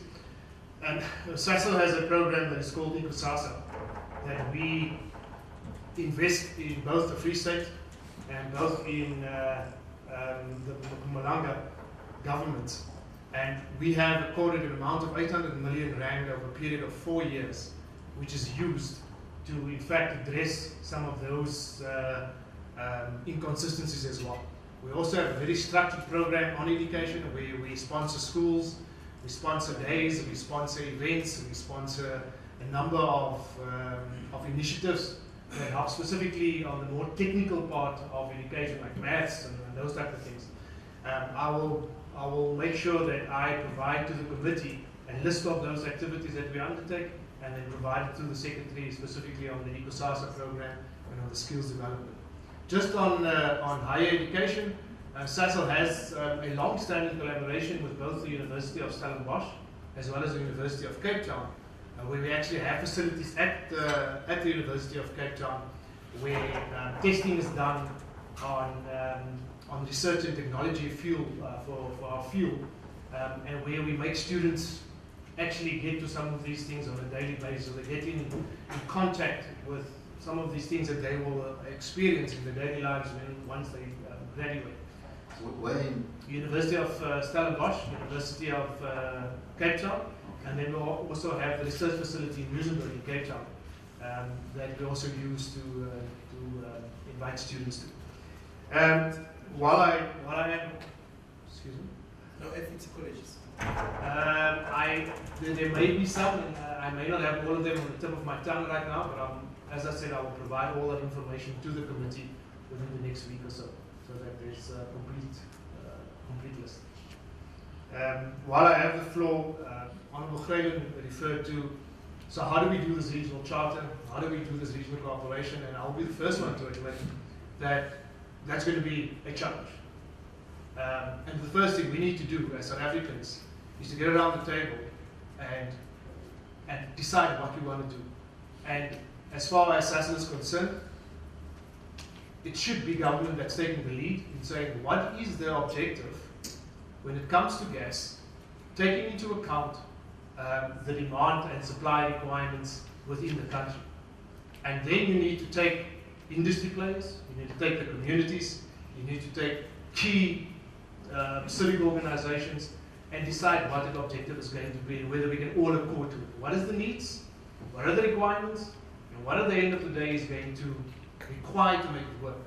With that as your, if you want to call it manifesto, you would then approach on a regional basis the countries or the countries that you believe should then form part of this, call it union if you want to call it, and then from there look at developing a regional charter. Now, what I'm saying sounds very easy, it sounds very simple, but it's going to take a lot of hard work, and these are the things that is probably the elevated statements, and there's a lot of detail that need to be filled in. But we believe if we all put our heads together, we'll be able to get it right. I think more importantly, and Honourable Greyling, you referred to the IRP update. It's so important when it comes to policy that it cascades all the way down from the National Development Plan to the regulations. And I think if you look at the National Development Plan, you look at some of the mentions and the things that are required, not all of that is flowing all the way down into the regulations. And I think there's where we believe, as an industry, we need to sit with the regulators, with the departments of energy, trade and industry, and whomever else, and say, so how do we achieve that? And that, we believe, will then come at the end of the day to a policy that's integrated, cohesive, and will, in fact, at the end of the day, give you the desired result. I hope that answered your question to some degree. I'm just trying to see what other ones I have. I think very importantly, the Presidential Infrastructure Committee, I believe, can play an absolute key role in ensuring that infrastructure is rolled out effectively and efficiently. Because of the fact that we would then have, number one, identify what are those strategic projects that need to go ahead, and if developing of a gas market, or the further development of a gas market, is one of those projects, I believe that is going to help and pull all the little pieces together in order to ensure that we can get it. So I think that is a key platform to be used to also ensure we pull together as South Africans. But when you have touched on that, I'm glad because I had written it, but I kept on, missing What's your take on the current infrastructure bill plan? To what extent is gas factored in? Because particularly the infrastructure component. No, it's not for you only, it's for everybody. Sure. This question, I'm sorry, even before that, I scribbled it, but I kept on missing the page. And I'm asking everyone, all of us, honorable members, the department, and you gentlemen. You can take a couple of seconds if you have gone to that level. Because it's obviously very, very pertinent, the extent to which the broader tool has taken on board what we are talking about today, what we are focusing on, what we are seizing. I'm not going to answer that question right now. You said I can take a few minutes to think it through. But there was a question, I think, from Honourable Member Ferguson with regard to the potential benefits to South Africa. From where we are sitting, we see, number one, that if we can get it right, even not on a regional basis, maybe with 1 or 2 African countries, to be able to integrate our energy, it will lead, number one, to energy integration for that region. Number 2, energy security. Number 3, energy security in supply as well. And then more importantly, because of the fact that you are introducing a new form of energy into the South African environment, that also DARG always holds true energy is a catalyst to socio-economic development. We believe that if you do the studies, you can look at some of the studies that's been done by Standard Bank, number one, there's African Futures, that gives a very clear indication of the very real positive results, job creation, as well as, at the end of the day, making sure that South Africa's balance of payments is more positively impacted, on the understanding that you then have some of your own available resources as well. I hope that answers your question. I think I have done my part. I'll think about that infrastructure more than Lovely. Chair, thank you for very, I think, useful and pertinent questions. I'll respond to the ones I feel qualified or mandated to respond to. I probably won't respond to all of them. Starting perhaps just as they came to us, Member Greiling, if I understood you correctly, you raised, I think, quite a good question, I think, which has affected us all today, and that is basically the complexity of the issue in front of us. You know, there are so many policies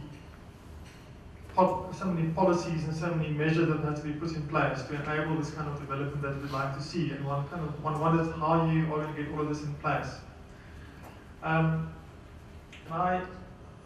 think there's a good lesson to be learned from the experience in the Renewable Energy Program, which I know honourable members were very close to over the years. That we know that when the initial commitments were made to the round 1 targets, we very soon ran into all sorts of problems. We ran into regulatory problems, we ran into some legislative, all sorts of even constitutional questions were asked around some particular issues, and there were many things that had to be resolved.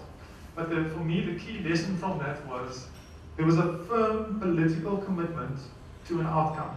We wanted renewable energy, and that was the one fixed thing. And the policymakers kept their eye on that target, and that forced everybody else to resolve the hundreds of details, the thousands of details in the legislation, in the regulations, and so forth that had to fall into place to actually make it happen. But because the political commitment was there, it created the momentum to sort out all these thousands of other details. And I think for me that is a key lesson. So what I want to say to you today, there's only one message that I get across, and that is that the IRP update is pivotal for the future of the gas industry. I think that is a key point for all the good reasons that many people here today have said. Your specific questions around peaking versus baseload and the modelling and the prices and so forth. I think what I want to say about that is that the modelling isn't rocket science. The issue is what are the assumptions that people put into the modelling. And from my reading of the IRP update is that they've used conservative assumptions in terms of volumes, and they basically assumed LNG imports. Now that gives you a very high price of gas, which does not make it viable as a competitive energy source for baseload power. However, if the instruction is a different one, if the instruction is, let's work with the assumptions that we can build a pipeline and import enough gas to at least run 5,000 megawatts of power stations and sufficient additional potential capacity if you add compressors down the line to supply substantial volumes into our markets. What then is the price of gas, and can you then run baseload plant at a competitive price against new coal-fired plant? And the answer is probably yes, from what I've seen. So that's the point is, what are the assumptions you make? So and those assumptions are driven by policy decisions. So again, that is the message, is that what is it that we like to see? And we've heard today a story being told, which I think is the right one, and I'm coming to this, some of the further questions now, around the sequencing of events. Now, this is a hugely uncertain sector. We don't know what resources will ultimately be discovered and where they will be and so forth. And we all would obviously desperately want to see gas resource finds in our domain, inside South Africa. But where we stand today, we don't have them as yet. But we know for certain, with absolute certainty, that we have them in some of our neighboring countries. And we could potentially land some of that gas here at a very affordable cost if the right measures are put in place. And we also know that in order to get, this is the chicken and egg problem, in order to get the kind of further investment in developing our local gas market and infrastructure and create further incentives for more exploration for gas resources, this is exactly what you need. You need to demonstrate a growing gas market to further potential investors. And one way of doing that is to establish the baseload demand for the gas and start bringing it in the most economical way we can do that. So that really is the crux of the argument. What I also want to say is that we have very important examples of regional integration in the energy sector already. For instance, we've got the Cahora Bassa line, which obviously supplies South Africa. We know under the old regime there were problems with it because there was essentially a war. There was a war going on and South Africa was involved in that. But that has changed. We're living in a different world now. We also have the Romco line now that has been running. How many years has Romco been up and running? For 10 years or no. So again, a very successful example. So we know we're in a different world now, and things and these kind of models work. So then, I think to move on to some of the further questions. For instance, we heard today that the MPRDA Act is a problem for the upstream industry. But again, there's a very good example, and that is that we and I'm being a bit optimistic here, but we would like to see investment in exploration in our coastal waters. So right now, as I speak today, there's a crisis around that. It's in the press, it was in the press yesterday, stakeholders are very involved in lobbying, and there's all sorts of, and people are not listening to try and find a way of making this work. And that is what you need in a way. You need to say, these are the outcomes we want, and you need the commitment to it, and then the pressure is on to find the solutions. To answer the question around the regulator and what other roles it should play, or what are the points that we've made about the role of the regulator.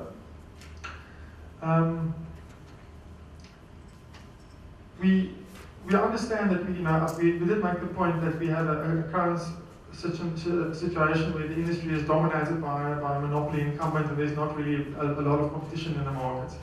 But we would like to see the regulator focusing more on addressing some of those problems that flow out of the situation where we have monopoly and vertical integration, and to make the gas industry more transparent and more accessible to traders. Because traders like Springline Gas, they are not obviously big, heavy players. They are dependent on obtaining equal access to gas resources, and they are dependent on the regulator and the regulatory framework to enable that to happen.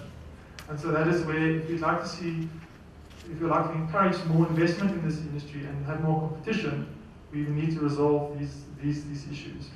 We mentioned some, if you read our written document, there are details around, and I did mention them briefly in the presentation, around addressing the problems of vertical integration. In the meantime, around a range of rules that we think can even improve the current industry and how it operates and make it more transparent. And this question, Chair, that you asked about transparency, we think a key issue there for Springline Gas is there is a lot of opaqueness around the gas resource and the magnitude and the cost of the gas resource that is available for resale in the South African economy. And that makes it difficult for traders to get access to additional gas when they believe they have a market for it. And in a situation where you have monopoly, we think that the special rules need to be in place to ensure that there is transparency and fairness around how these resources are accessed and how they're made available to the market.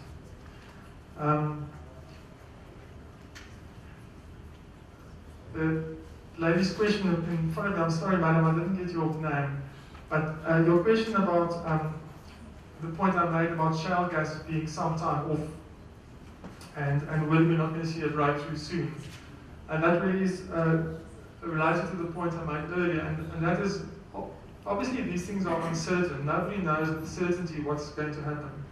But our understanding is that it's likely that exploration and development of whether it's shale gas resources or whether it's offshore exploration in our coastal waters might take, particularly shale gas, could take a long time still for everything to fall in place and also for the infrastructure to be developed and so forth and so forth. And what we're saying is, in the meantime, the gas industry is kind of stagnating. It's not really going anywhere.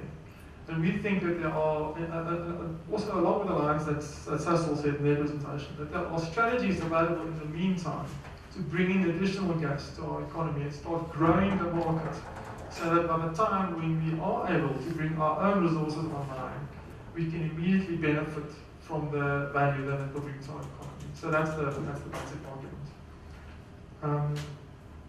I think I've addressed the key points. Thank you. Thanks. I'll just address some of the questions pertaining to what we can answer. Just basically on skills development, there are quite a few initiatives from the upstream players that are involved in exploration that are already working with some of the universities to look at courses, and those discussions are quite well advanced. In terms of developing the skills and capacity for petroleum engineering, geophysicists, and those type of skills. But also on the artisan training, which is your lower level skilled professionals where there's more opportunity for job creation. Our organization is currently training about 200 artisans looking at different aspects in the oil and gas industry. That is certainly not enough to meet the future potential of the oil and gas industry should we develop significantly shale or offshore if it's proven viable. But there are things that are happening within industry that related to trying to anticipate where the industry is going in a few years. The biggest challenge really is that some of the skills are extremely specialized and require significant experience. We do not have people who've ever, or many people who could claim to have done fracking. So the initial phase will be, if you look at shale gas as an example, is imported skills with some degree of skills transfer. That also relates to rural development.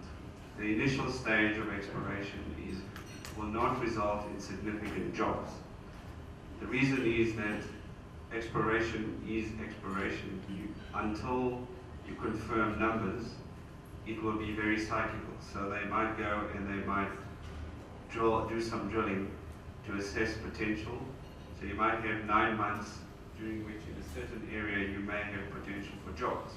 If they do not find anything, they will move on to another area. So that is the inherent problem. The only time when you can really think of jobs and job stability is when you confirm finds. Now in South Africa, if we're looking at shale gas as an example, we need to find a number of at least 13 to 15 TCF, which is 13 to 15 times the size of Moss gas before we can say that we will have a sizable shale gas industry. And that is, and until we get to that point, which is probably 3 to 5 years away before we even know whether we have a potential, there's quite a bit of work that needs to be done. If we do find such magnitude, the initial real opportunity is power generation at reasonably low cost at source, but that is still at least 7 to 8 years away. So the timing is quite long term. Where the United States is today, where they've become a significant shale gas user, that they started their process at least 10 years ago. And it's really been the Obama administration's commitment to diversifying the energy mix in the United States that has seen shale gas really come up to the fore. So that addresses some of the skills development and the community development question. In terms of the importing of in terms of SADC cooperation and importing gas, yes, pipelines are part of the solution, but they're not the only solution. You will notice that Europe, while they have pipelines to Russia, are also importing LNG from other sources. Because the problem with a pipeline is that a government can decide to turn off the pipeline, and Russia has done that. So while it's great to cooperate with other countries in the region, if we do become a major gas consumer, you do not want to have 100% of your gas from pipelines to neighboring countries. You want to have a diverse source of gas, so that you cannot be held, but somebody can't hold you to ransom for geopolitical considerations. So that's another important consideration why LNG becomes very attractive, because of the changing global dynamics of gas. The chicken and the egg about shale gas and offshore exploration, again, we do not have a significant market for gas in South Africa. And the problem we have is, if we tomorrow found gas offshore or onshore, it would be stranded, meaning that we do not have a market to take it to. We do not have the infrastructure to move vast quantities offshore on land, and it would still take us many years before we actually get to that point. So the real thing is that we need to start developing the market. And even if we don't find gas, we need to have an energy mix that's similar to all our trading partners. If we continue to burn coal and produce more than 90% of our energy, our cost of production will be very different to every other country in the world. In fact, with carbon taxes and everything else, we will have a much higher cost of production. So those are some of the chicken and egg scenarios. In terms of your question on LPG, I don't have the consumption number, but LPG is pretty much more a consumer commodity, and there is a shortage during certain periods in South Africa of LPG, and there are some plans to start importing LPG gas. And then in terms of the role of regulation, I think regulation will have an important role to play. And if we look at how gas markets have developed, and the United States is a very good example, there's been a lot of legislation that facilitates the development of the market. But the only thing that was different for them is that they were already a very big user of gas, and they had quite a bit of that infrastructure. And that's something where we need to. That's an area where we need to develop. I think that's all the questions I can answer. No, thanks very much. No, we don't have to exhaust it. At least we've covered a lot of ground. Kawazi, I'm not putting you on the spot, but at least you're a handy resource today. Thank you very much, Chair. That's Mr. Mkhize, one of the gurus of the gas industry in the Department of Energy. Thank you, Honorable Chair and Honorable Members of the Committee. According to the BP Statistical Review, they've indicated that the LNG, from an LNG side, the share of global gas trade has declined to about 32%. So in terms of the global gas trade of LNG. And then on the issues of LNG, and then on the issues of regional cooperation, as Chair has mentioned around the issues of RERA, there are platforms that we are following in terms of cooperation at the regional level through SADC, the energy subcommittees in SADC. And then there are also bilaterals.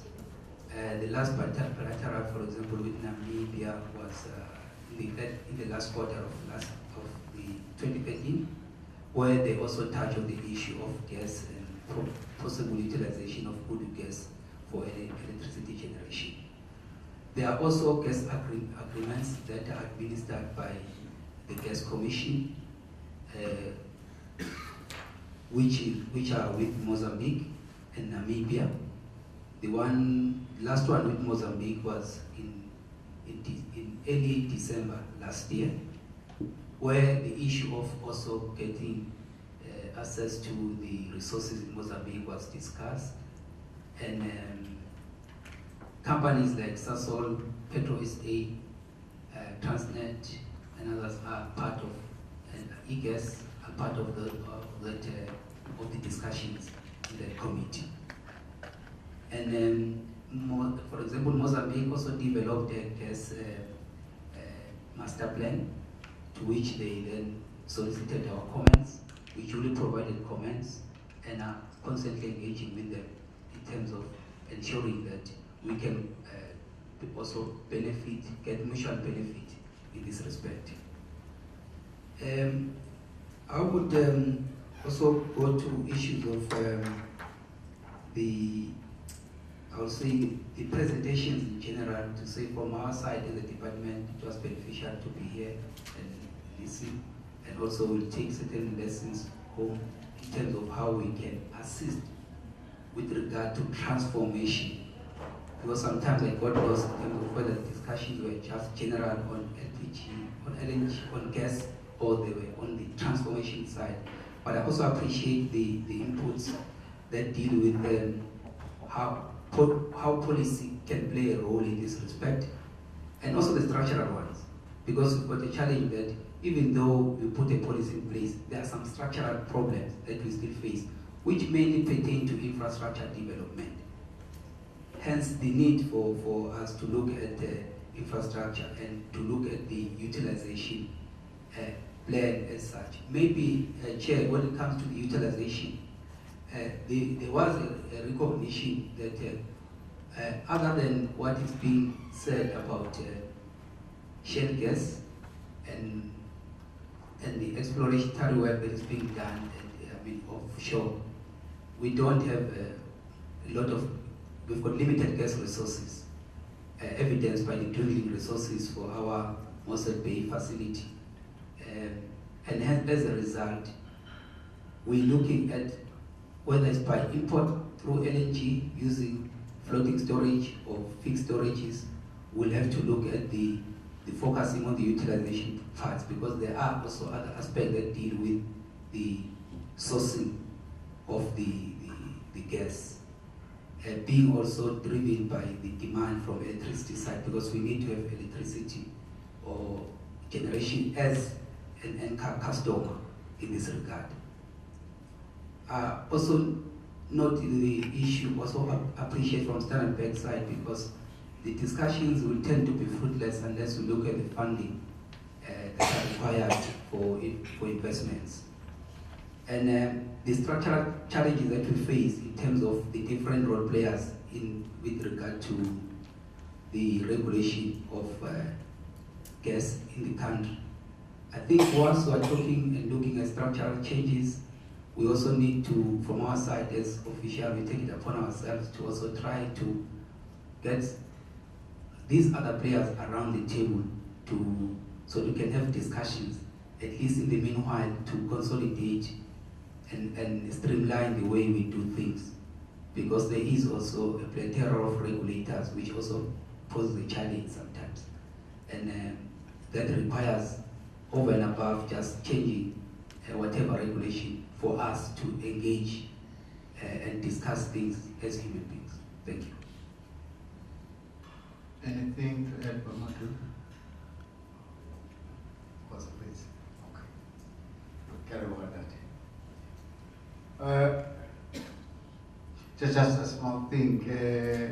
Kawazala, I take your explanation of utilization of our, but still I'll be insistent.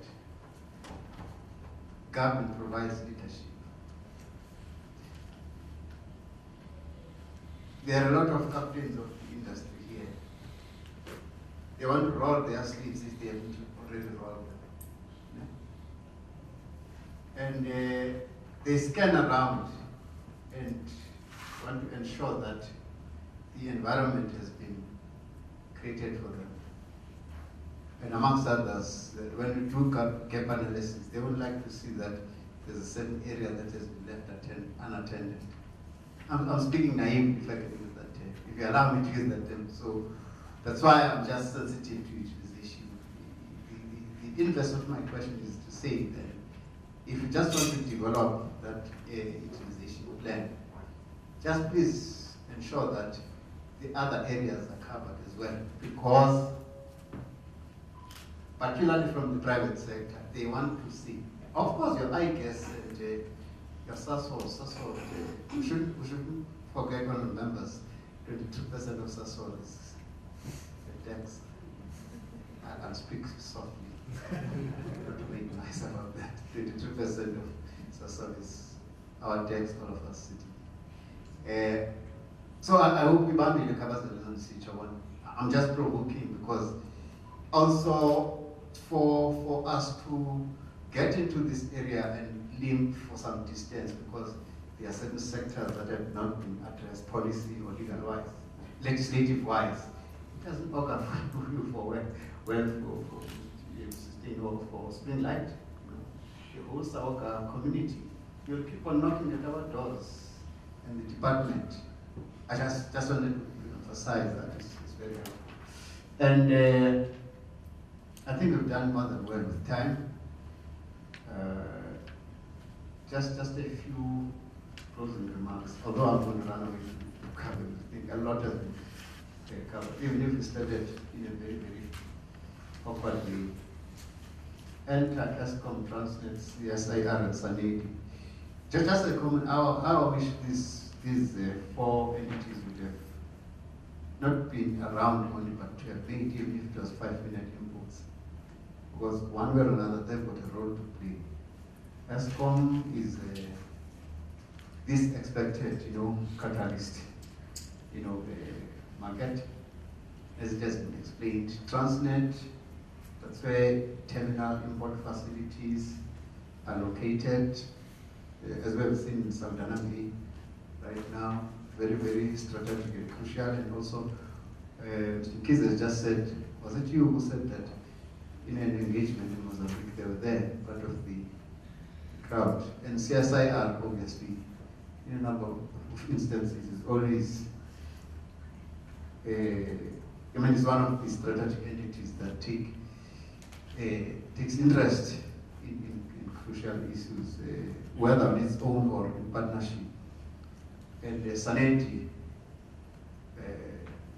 I'm glad there are a number of players here, and I trust and hope they will be keen enough to engage with SANEDI, because that's the government entity for applied research and modeling, and even to the levels of commercialization of any work that's being done. There's an entity that we need to engage with. It could have been helpful if they could have shared with us as to what is being done in the research and development area of this. Because no matter how much we were keen to have policy, legislative appropriateness, but also the R&D side is just as important. Shall I say then in conclusion, Team Energy, because I'm sure now we're no longer just ladies and gentlemen and honorable members, but Team Energy. The family is growing to ensure that the vision as championed by the Department of Energy of sustainable supply of energy in our country is taking higher levels, looking at gas as an additional or an issue of diversification very seriously. However, I must say,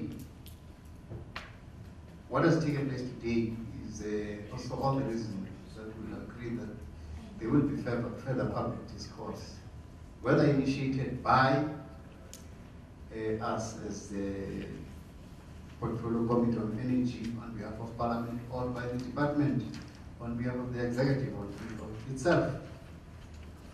Of course, the focus may be stronger on post-election program because I'm sorry from our side now, our minds tend to have competition elsewhere, if I can put it mildly like that. I would just like to share with you some of the areas or approaches we will look into in future. One of them would be energy stakeholders meetings, which we usually run in Cape Town, but at times we can run outside Parliament. It's a more flexible platform for public engagement, more flexible than public hearings, because we allow experts to make inputs at the first third of the meeting, and then the rest, everybody makes inputs.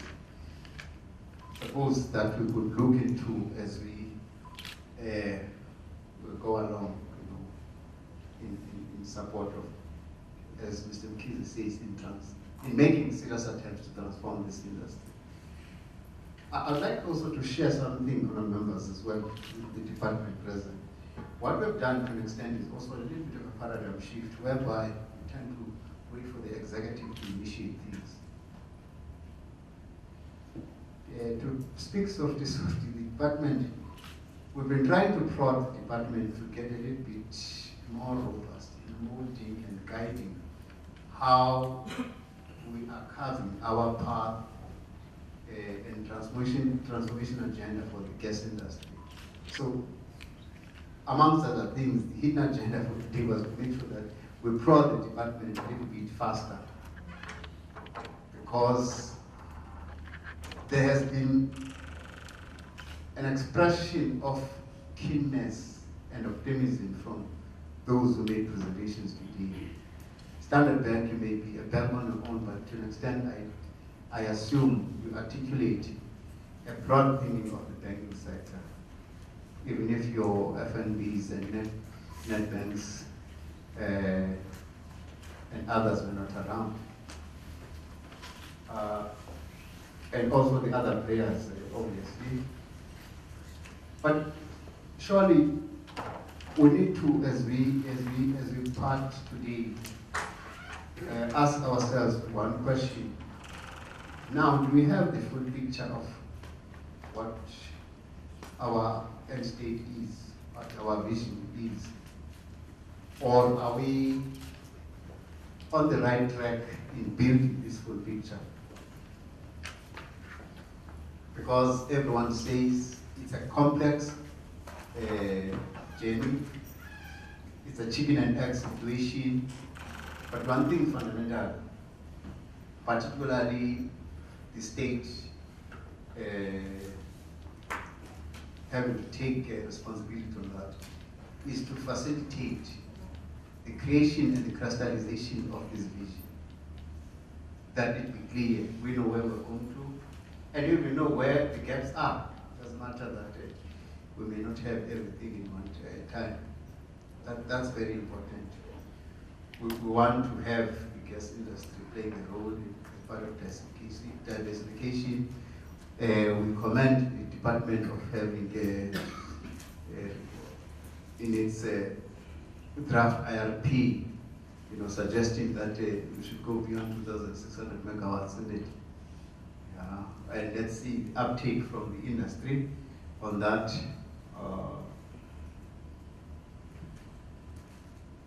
and let us then see how we ensure that in terms of the conclusion of the IRP, how we take advantage and harness the inspiration that we have witnessed in the renewable energy procurement program side, that it could be, transferred and extended to the gas industry.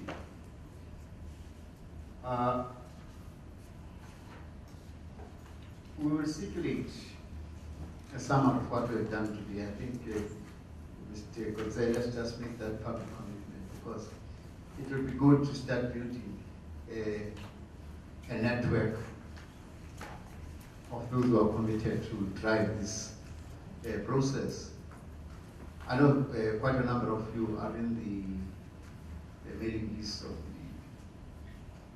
the portfolio committee, but in this instance, not that it should create precedents. We may not do it in future, but just specifically about this, we make that conscious effort. But I would like to specifically highlight the invitation and challenge to all universities. Of course, not an UJ. UJ can represent other universities. Sanet, I wish they were here. The R&D component is just as important. Surely there are lots of things, as we were discussing, debating here, that academics, as researchers, may have identified as areas that need to be further researched, whether it's from the policy world, whether it's from a technical angle. That's important as well. Recently, in fact, just as yesterday, I was with an academic from University of Free State. He was comparing South Africa with other countries in terms of the collaboration between universities and the private sector.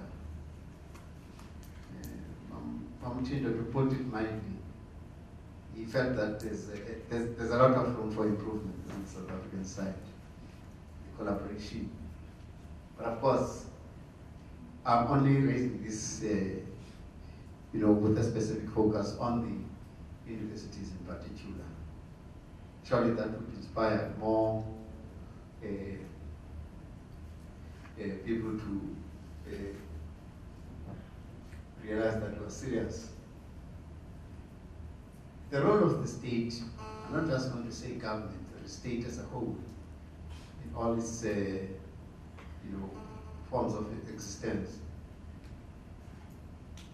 The political will that has to permeate its daily activities of this